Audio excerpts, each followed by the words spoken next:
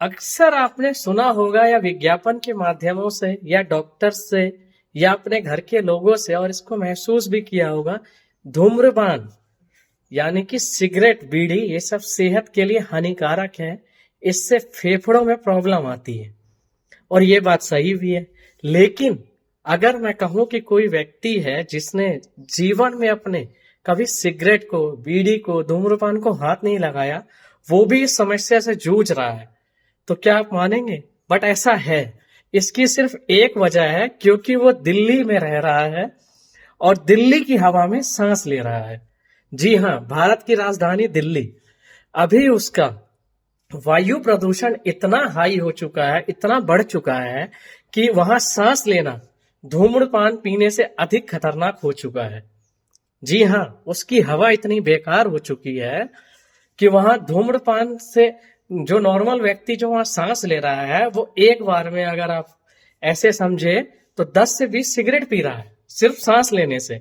इतने ज्यादा उसके फेफड़ों पे प्रभाव पड़ेगा और इसके ऊपर अभी तक कोई कार्य नहीं किया गया है उसके वातावरण को स्वच्छ करने के लिए। ऐसा नहीं है कि दिल्ली पहला ऐसा शहर है जिसमें ये समस्या आई है। इससे पहले कई ऐसे शहरों में समस्या आ चुकी है। उदाहरण के लिए आप समझिए, 2015 में चाइना की बीजिंग, यानी कि जो चाइना की कैपिटल है, उसकी वायु वातावरण इससे भी बेकार था, दिल्ली से भी बेकार हो चुका था।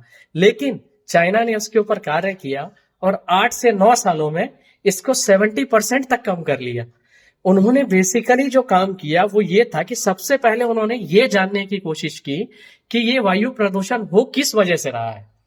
उन्होंने इसके लिए एक सैटेलाइट का यूज किया, टीम बैठाई ये मॉनिटर करने के लिए कि जो मेजर पार्ट है वो किस जगह से हो रहा है। इंडस्ट्रीज से हो रहा है, गाड़ियों के चलने से हो रहा है, कि लोगों के कार्य करने से हो रहा है, जो भी वो घर में अपना धुआं कोयला वोयला जलाते हैं, ये होता है। उसके बाद जो चीज उसमें निकल कर के आई उस पर उन्होंने काम किया। लेकिन दिल्ली के अंदर क्या है, अभी तक यही नहीं पता लगा पा रहे हैं कि इसका मुख्य कारण क्या है।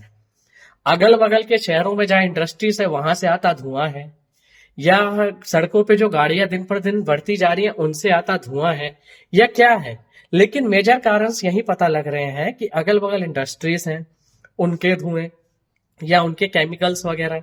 दूसरा, गाड़ियां इतनी ज्यादा हैं, चल रही हैं, उसके वजह से। लेकिन प्रॉपर अभी तक इसके ऊपर कोई कार्य नहीं किया गया है।